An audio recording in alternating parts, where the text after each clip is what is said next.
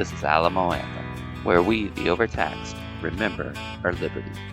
Direct from the forgotten countryside outside of Alamo City, San Antonio. I would like to do a gripe. Am I love loud? gripes. Okay. What is it about? Me? The gripes better be If it's loud. about me, no. No, it's not. Okay, Well, I don't then know. yes. You can confess. What's that if saying? If you can't say anything nice, sit by me. I find in the area that when I'm driving and I come to a light where I would like to turn left, if there's anyone in front of me, there's no hope. And it seems to me that people are not aware of their right to turn left at a green light when it's open. And it doesn't have to be like wide open. They don't need the light to go through its whole cycle and get back to the green arrow. They can do it when it's the green circle. Yeah, you yield on. Oh, you're green saying circle. that they only go with the arrow. Right. Yeah, they'll sit through an entire green light and not turn left. And they also, for some reason, do not pull into the intersection in preparation to turn left. Mm-hmm. I think my guess is that a lot of it has to do with people being on cell phones. And they're like, well, I got time. My impression is that people legitimately don't know that it's their right to do it. Could be. It's so common. Yeah. And they don't pull in to the intersection. Yeah. So I think they think they're not allowed. Right. So Okay, I've got the results from the constitutional proposition elections. You want to hear them? Yeah. Okay, cool. We already know it because we talk about this all the time. But I just want our listeners to know that every proposition passed except one. And it's not good news, but So you're Okay. saying people didn't take our recommendations? I'm going to give you the stats real quick. Proposition 1 approved 79% to 21%, and that was the farm one. right? Okay. Proposition 2 was allowing cities and counties to exempt child care providers from having property tax on any facility they use, right? Okay. Time to open up a daycare at home. Keep going. 65%, 35%. Yeah, I think we'll need to start doing that. Okay. Proposition 3, forcing lawmakers to ask voters for authorization before they could impose any new state taxes on residents that would be based on net worth or wealth. That one passed as in they rejected it. Yeah, by Right, that's 68% to 32. Who are the 32 percenters? Probably wealthy people. No, they wouldn't want it. Oh, probably the government voted for that. Proposition 4 passed by 83%. That's the tax one. The I homestead. saw 93%. Really? Although there was still 10% more to count. But yeah, so I don't know. Okay. Proposition 5, allowing the state to create the university fund, Texas University Fund, passed by 64%. Proposition 6, the water, 78%. Good job, Michelle. You did it. I have no regrets on that. I don't want to go thirsty. Why Proposition. you should let a private business do it. True. You're right. There is no private business trying to do it, though. Anyway, we can have that debate another time. Energy fund, allowing officials to distribute loans and grants to companies with the aim of building new natural gas fueled power plants. 65% voted for that. 35% no. The broadband infrastructure passed 69%. Yeah. Everyone wants their internet. I got something to say about this after. Okay. Keep going. Proposition 9, 84%. That was the retired teachers. Uh-huh. Yeah. Proposition 10, exempting school districts, cities, counties from collecting property taxes on the value of equipment for medical supplies. 55%. That one was a little bit more controversial, it seems like. Proposition 11 had to do with El Paso County with the Parks. Conservation Reclamation District, passed by 63%. Proposition 12, abolishing Galveston County's office of the county treasurer, 53%. I don't know. 47 said no. It's funny. Proposition 13. This one's interesting. It was the only one that didn't pass, and it was the one about the judge's mandatory retirement age increasing from 75 to 79 and the minimum retirement age from 70 to 75. Did you vote no on that one? Yeah. Me too. Yeah. I don't think they need to be in there anymore. I think let people. I'm a big proponent of term limits anyway, and after Feinstein is it Feinstein or Feinstein? Feinstein. Yeah, it's Feinstein. Feinstein and RBJ. Well, just Joe Biden. And Joe Biden. Oh, yeah, I forgot. Joe Biden's enough. The elephant in the room. Mitch McConnell. Oh, yeah. Nancy Pelosi. Must I go on? They just, for some reason, really want to hold on to power. Right. They don't trust their party members that are younger. Because, by the way, those are both sides. Mitch McConnell's a Republican. Feinstein's a Democrat. But, okay, 14, creating new Centennial Park Conservation Fund passed 76%. So there you have it. All of the amendments passed, but the term limit or the judges having age limit. So, thoughts on that? Yeah, I have a thought. Okay. I think it seems like there's a little bit of a disconnect in people's minds when they're given this menu of things to vote on. And one of them is, would you like your taxes to be lower? And they say, yeah. You know? And then they're like, would you like us to tax you more for these things? And they're like, yeah, I want those things.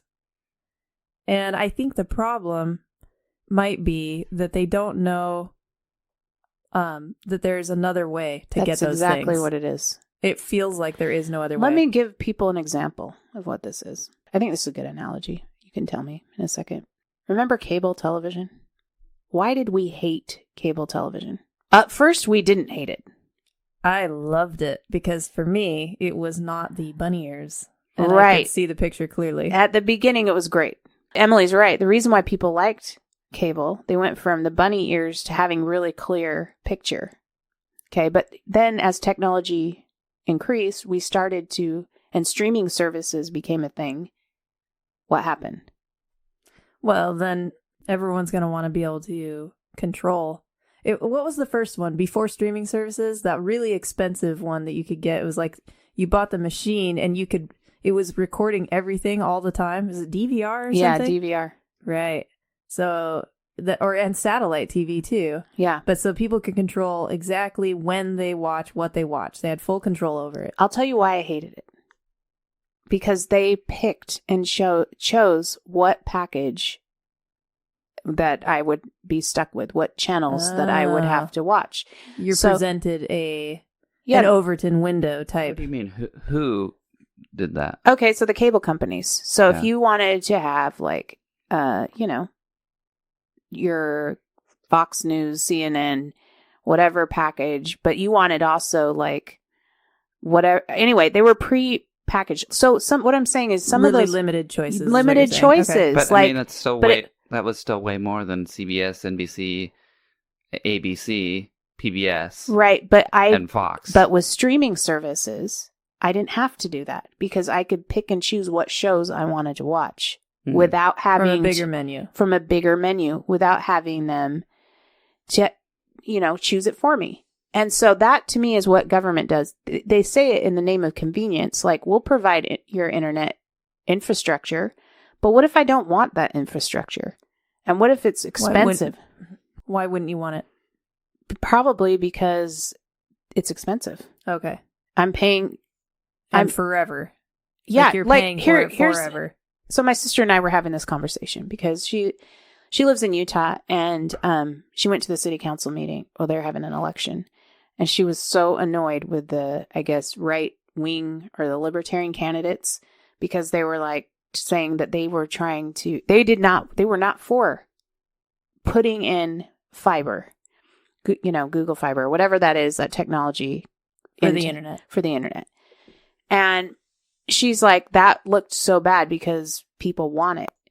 But my whole thing is like, that's one form of getting the internet.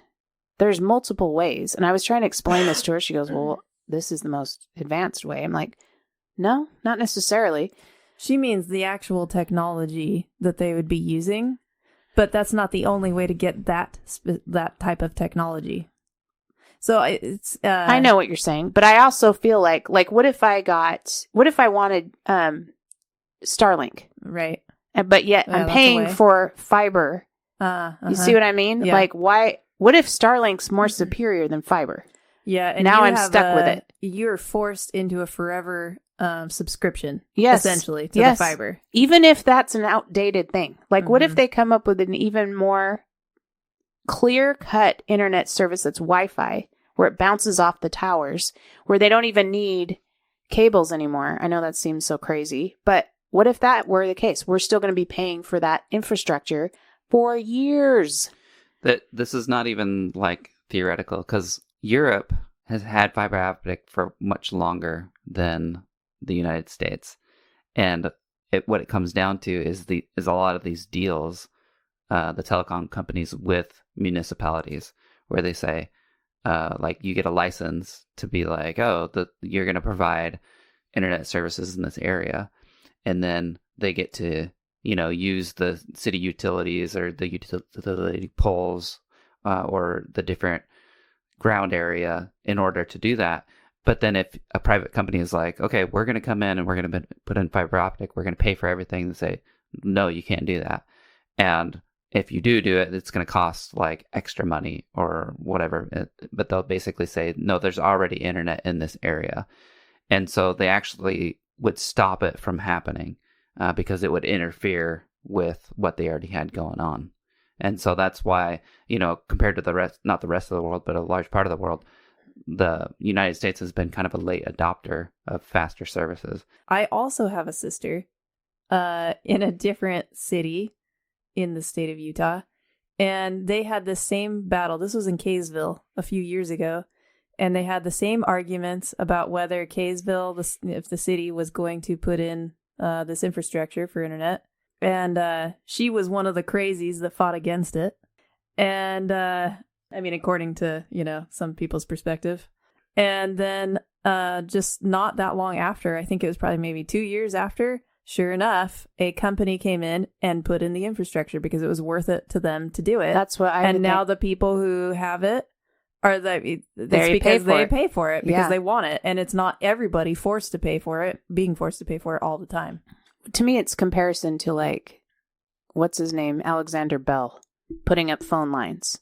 Like, he wanted to have the phone company, and it was worth it to him to put up the lines. I don't know if he got money from the government to do it. It's a possibility. I don't know all the history of it, but it makes sense that if you want to create a company and, you have to build the infrastructure, but you're going to make a lot of money after the infrastructure is built, then that would be a good investment as a company to do that.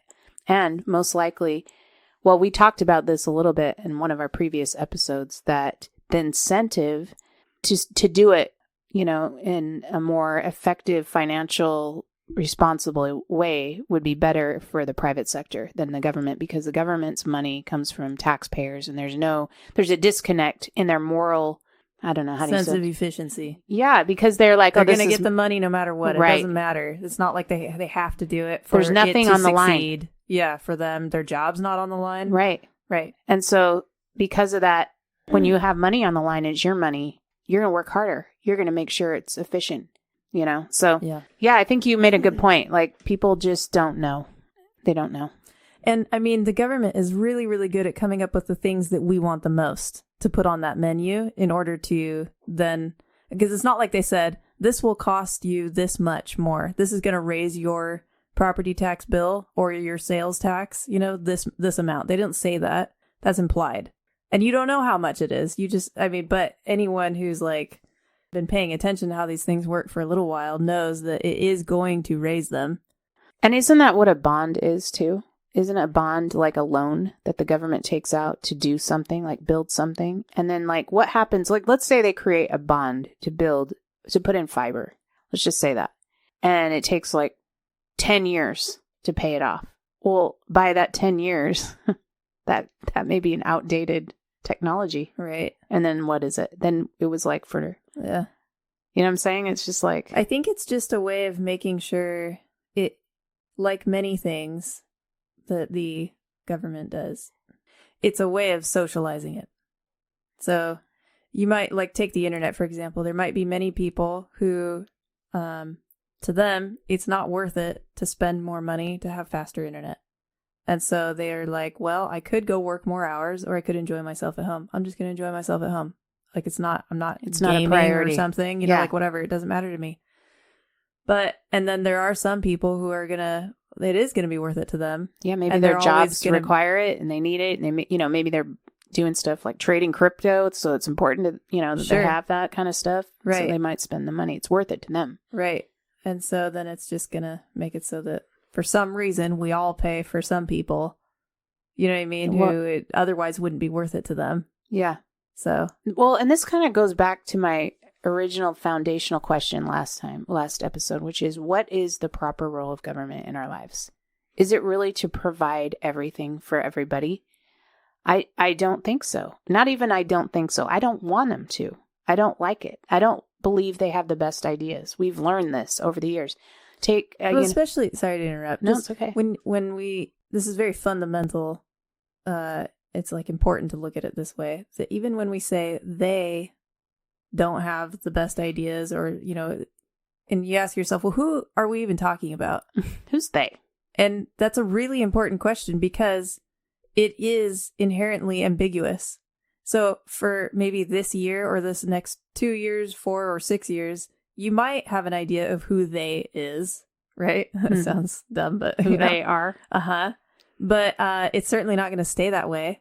So even if you know who it is right now and you know everything about them, you can rely on them to do what they say they're going to do. That's a lot of, assumptions there, right? Yeah. But even if all of those things were that way, you don't after that term is up. You know what I mean? So it's Yeah. just like handing over an immense amount of taxing authority, which is like, soft slavery, to strangers. You're just like, I don't know, who cares? Who have their Whoever. own, agenda, ideas, Yeah. I mean, we talk about this a lot, but with education, right? So we pay for the education system, but we also pay as homeschoolers for any curriculum that we do.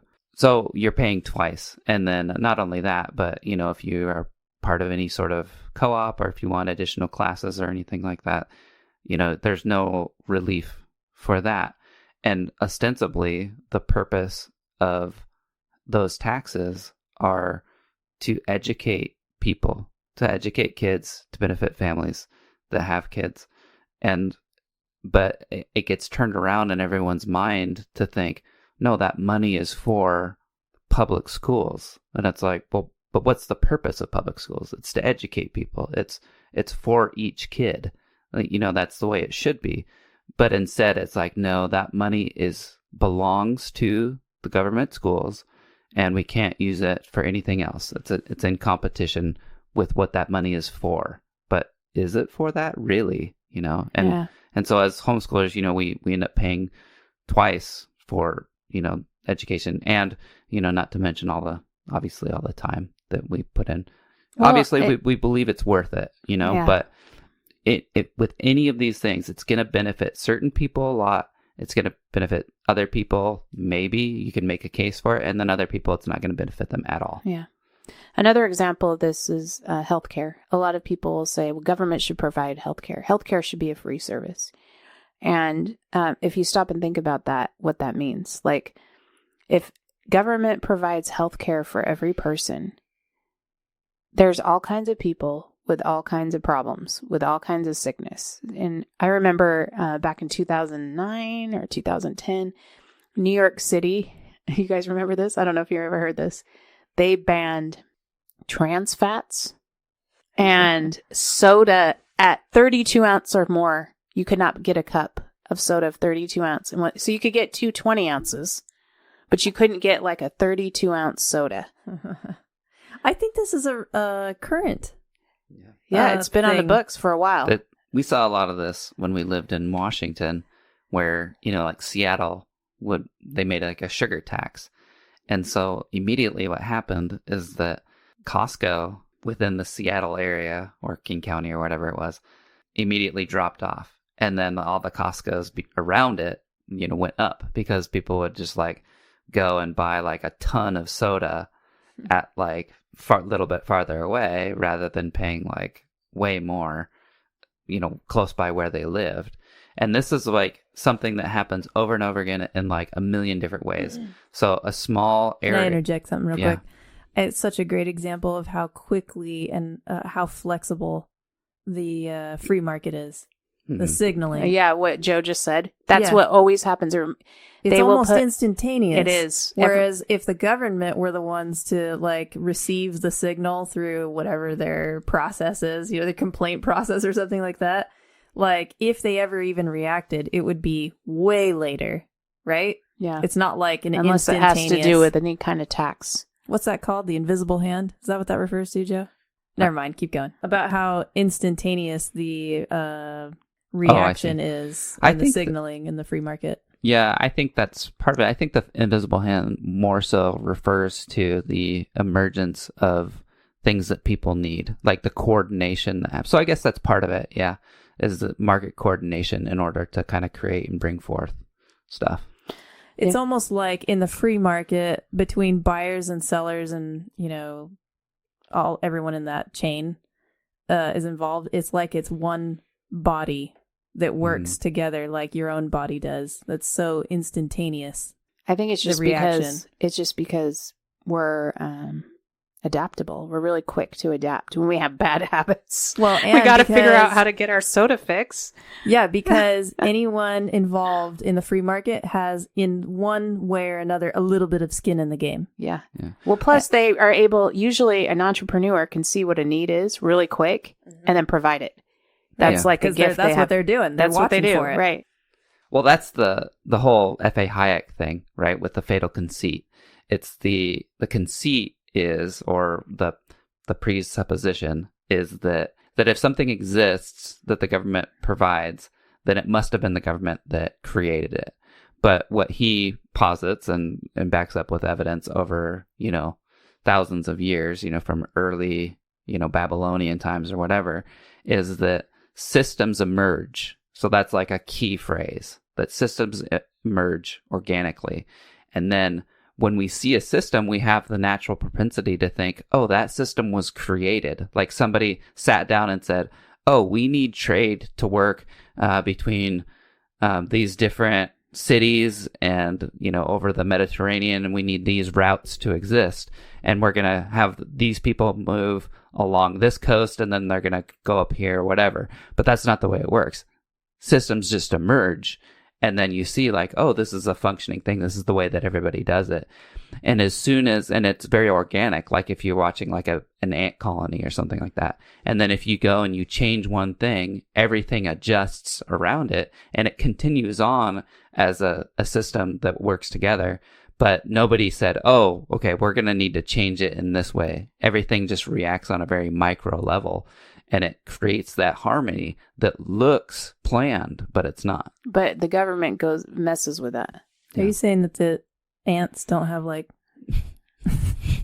bureaucrats and elected positions, the bureaucrat officials, ant officials and stuff? Well, if you look really closely, a lot of times you could see tiny clipboards that they're carrying around with them. You have to have a special magnifying glass. The other thing that I was going to mention with the sugar tax and moving to different Costco's is that's a trap that you see over and over again with different municipalities where they're like, oh, we have this power plant or something like that they use a lot of ore in this area, and we sell them this ore when they're building all their stuff. Maybe not a power plant. And so we're going to just really jack up the price. We're going to put a tariff on whatever it is. So then they're like, oh, well, we'll just go an extra, 500 miles to this other place and get everything that we need. And it's only going to cost us a few $1,000s extra per year to do that. But we're going to save way more than that. And so then going from making a lot of revenue from this company or plant that's in your municipality, you go from that to making nothing. It just completely goes away because they change suppliers. I recently heard a story about that with like a Home Depot or something like that, where instead of getting, lumber or something locally, they just completely didn't get that anymore. Like none at all. Well, back to my original point with the government and healthcare, what happens with that is, so the trans fat thing, right? When the government has socialized healthcare, like Obamacare, which, I mean, it wasn't quite socialized. It was on the way of becoming. The goal of Obamacare was single payer plan, which is socialized medicine. The problem with that is now they're in your business. They're in your health.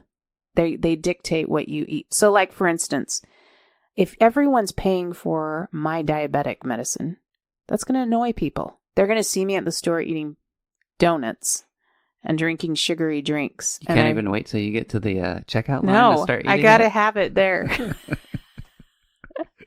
And then they see that I'm in the line getting my pharmaceuticals, to pay for my diabetes. That's going to irritate them. It's going to irritate people when they realize everyone's paying for my choices. So then what ends up being the result is the government takes those choices away. Hey, we can't have you having diabetes. Yeah. Everyone has to pay for your diabetes. We can't have you smoking cigarettes. So then you get more of those bans, like the trans fat bans, the sugar bans. Right. And I'm not saying that everyone should go and eat sugar, but I do like the idea of choices. I like the idea of being able to eat what I choose to eat, being responsible for the choices I make, not making society responsible for my choices. And that's the downfall of having government involved in so many things of our life. It takes away, first of all, our choices, but then also the responsibility. Yeah. We don't think that it's the role of government to come in and say, to regulate what you put in your body in that way. Yeah, I feel the same way about cigarettes. And I know that, cigarettes are bad for you. I don't smoke, but I don't care that other people do. I just don't want to smell it myself. This all, yeah. Although I do have, you guys are going to laugh at this, I have fond memories of the smell of cigarettes outside. It reminds me of Disneyland. It's funny, when I smell cigarettes, I think of home. But all of this comes back to this, people are always complaining like, oh, politics, it's just in everything now. Oh, the culture war, it's just so big and out of control. We need to, scale it back or whatever. The problem with that is that as the government gets bigger and bigger and into our business more and more, because of they're paying for people's health insurance, they're paying for their retirement. They're telling us to get vaccinated. They're watching out for these communicable diseases and everything else, and that it becomes the situation where everybody's business affects them, right? Mm-hmm. So if your politician gets in, then it's going to affect everybody else negatively, as they see it, who didn't support that politician or their policies.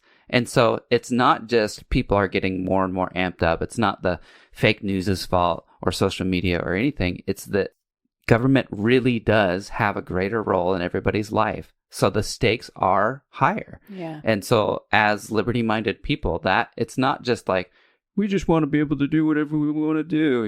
It's not just, oh, I feel confined by the rules of society. It's not that. It's that as the government, we want to scale back government so that people can live their lives and not be at each other's throat all the time about everything that everybody's doing, because the government is involved. Yeah. On top of you. Exactly. And that's why everyone's so emotional about it, because to them, the person they elect is the one that's going to dictate those things, right? Right. But anyway, I just... And more on a national if I were level. Someone who didn't know where they stood on their beliefs as far as politics, I would err on the side of the person who will be less in your business. Right. So that would not be a Democrat. Sorry. I don't care. You can keep that on there. People must know that about me. I'm not a Republican either, but I really would never. I told people that once. I said, I had this one friend who was liberal, and I don't mind liberals. I really don't. I actually have really good conversations with people who are liberal. By liberal, she means leftist, not classical liberal. Yeah, kind of.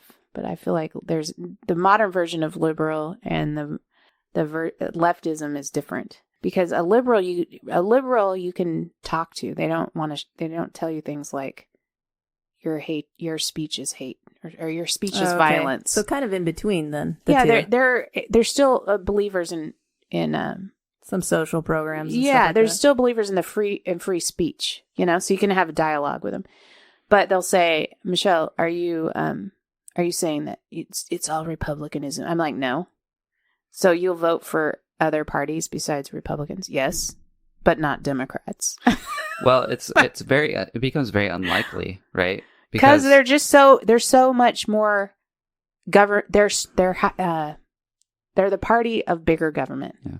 Well, it's like what we were talking about with sugar. If you believe that sugar is bad for you and that it's causing all these problems, or any drug that is really bad for you, and that people shouldn't do it, then the question becomes, do you think it's the job of the government to regulate that morality?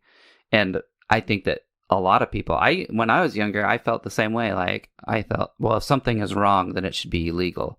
You know, people say, oh, it should be illegal. If something is wrong, it should be illegal. Yeah, if something is morally wrong. So right? people don't want to have to make those choices. They want... Yeah, and aside from that, it was kind of like, you know, if you were discussing like, oh, well, is this bad? Or, well, it's not illegal. Oh, if it's not illegal, somebody must have decided along the way that it's okay for people to do that in society. Mm-hmm. And then it took a while, you know, as I grew up, to think like, those things are not even close to being the same. No. And we shouldn't outsource our moral thinking to anybody else, especially the government. That's right. Clip that. Booyah, mic drop. Good job, Joe. All right, Joe, you have some pop culture for us? When do you think is the right time to start celebrating Christmas? That's the debate of the century. It's definitely the debate of the season. I thought you were going to say, when do you think is the right time to start a war? That's not fun or pop. Well, I guess it is pop culture. Let's not talk about that. I know, I'm just kidding. Don't even start. I'd say after Thanksgiving. After Thanksgiving. So Black Friday. That's the tradition. Yeah. For me, you go get a Christmas tree the day after Thanksgiving, at least in places where we would actually go and get Christmas trees. Mm-hmm. Okay. And then when you end it? What, Christmas? Yeah. Like the day after. I'd say day of. Okay. Jeez. Just kidding. Day after.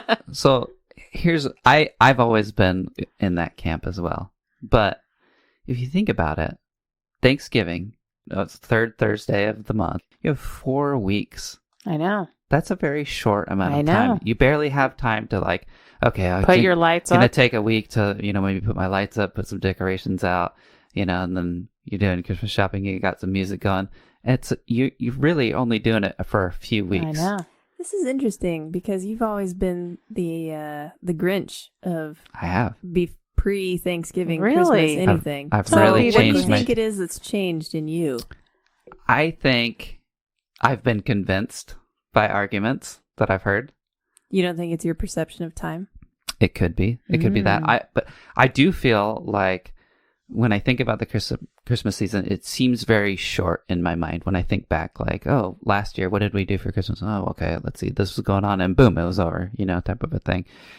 The other thing about it is that I feel like it pairs really well with Thanksgiving because Thanksgiving, it's not like a season unto itself. It's not like you're decorating very much, you know, maybe fall kind of decorations. Yeah, it'd be nice to enjoy that dinner with the decorations and lights and stuff. Right. Yeah. Kind of that same feeling. So kind of make it as part of the like holiday phase one season of Christmas. Yeah. I would rather do the Halloween, Thanksgiving, fall, and then Christmas, winter.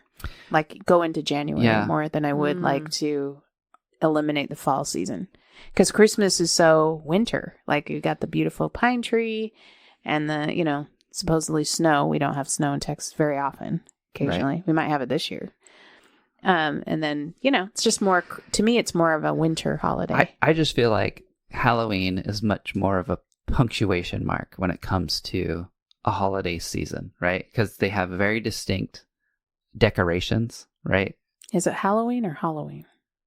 Halloween. I think this is Halloween. This is Halloween. There you go. Halloween. So Danny Elfman solved it for us.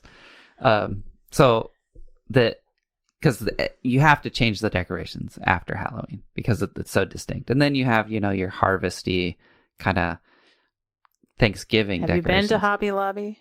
But listen. They sort of mesh together sometimes. Yeah, that's true. They've got pumpkins. They've got like the fall colors. And yeah, I agree with that. But there's no... Like your shirt. There's like... It's very autumn. Yeah, it's very burnt orange kind of. it's like Halloween, there's a whole aesthetic, right? And there's even kind of spooky music. There's a feeling. Thanksgiving, it's just a dinner. It's just we're in fall. I think it's harvest. Yeah, but there's no music associated with that or movies or anything. I beg to differ. Okay, there probably is, but Should not I pull really up in the only song I know in that's the zeitgeist. What's that? Zeitgeist? Yeah. Well, it literally means time ghost, but it's like the spirit of the time, right? So it's like pop culture or, just... Have you ever heard this song? This is a Thanksgiving song. I hope you enjoy it. Love to eat turkey.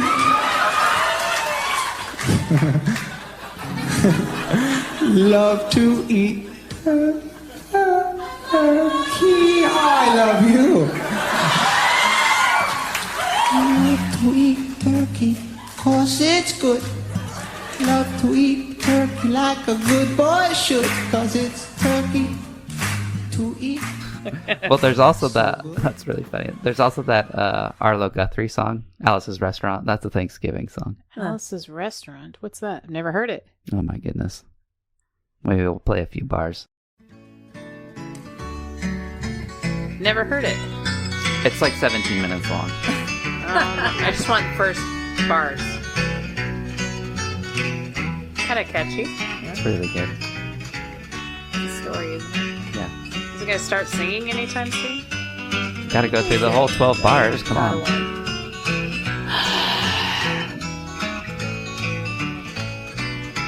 This song's called Alice's Restaurant. It's about Alice and the restaurant.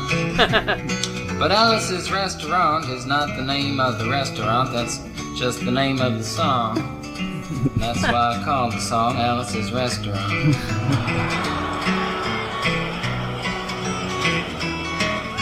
Is that it? I mean, it goes on and on. You can get anything you want at Alice's Restaurant. Okay, that's all. I just wanted to kind of get it. You can get anything. So they play that every Thanksgiving on certain radio stations and stuff. So All right. Well, I have one next door I want to read. So this is from Christy Weaver, and this isn't funny. This is like, we might only not want funny things. Well, sorry. This might be just a beware and be on alert because this was interesting. From Atascosa Trails. She says, beware. I live off FM 3175 and heard snorting the other night while chilling on my front porch. I got the flashlight and watched a herd of wild boars running on the property next door to me. There must have been 20 or more. I've never seen that many all in one spot. I've heard they are vicious and aggressive and will attack. I feel bad for any dogs that are chained outside because they would probably probably not have chance if encountered with a wild boar. So is it wild boar season? Are they on the loose? I mean, I know it's a huge problem in Texas, just in general. Yeah. Right? I remember seeing an article about 3 years ago that in Guadalupe County, the county was offering $5 a pigtail. Yeah, there's bounties on at a lot of places, I think. Yeah, and you could watch videos of them like shooting herds of boar like from helicopters and stuff. Like people pay to go do that and everything. So yeah, it's kind of interesting. Machine guns. Yeah. Target practice. Do they eat the boar? I've heard the meat is not very good. So you could feed it to your dogs. That'd be good dog or your food. pigs. Or your pigs. Or your pigs. Right? Yeah, the domesticated good ones. That's right. You guys don't have dogs. Yeah. Well, you're welcome. Or pigs. Not against it. I know. Maybe someday.